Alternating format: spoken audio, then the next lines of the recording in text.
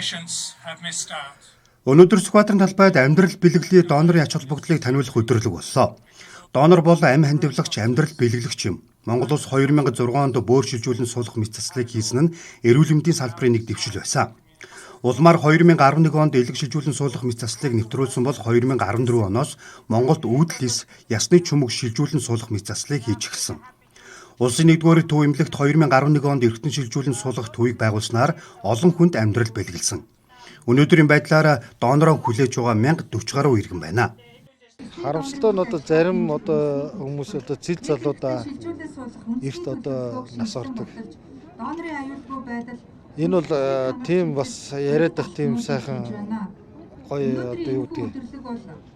Энийгээд ингээ байсаад яриад ах зүйл биш л те. Тэгтээ тэр амнасаа алж байгаа тэр хүн бол 5-6 хүний амийг аврах бас боломжтой л та. Дэлхийд дээр бол тодорхой статистик байгаа. Яг цэл залуу насндаа хөдөлмөрийн эд цоо ирүүл үедээ амнасаа алж байгаа усуд бол ингээд алддаг тийм статистик байгаа.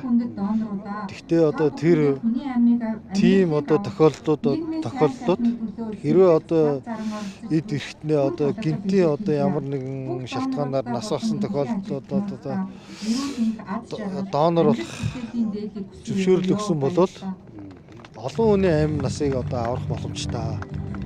Монгол улс өнгөрсөн хугацаанд нийтдээ 375 иргэнд бөөр шилжүүлэн суулгасан байна. Харин 451 хүнд элэг, 34 хүнд ясны чүмгний үүдлээс шилжүүлэн суулгажээ. Эргэтэн шилжүүлэн суулгах мэт заслын 90 гаруй хувь нь амьд донороос буюу эцэг нь хүүдээ, охин нь ээжтэй, ах нь дүүдээ гэх мэтээр эд эргэтнийг нь шилжүүлэн суулгаж байна.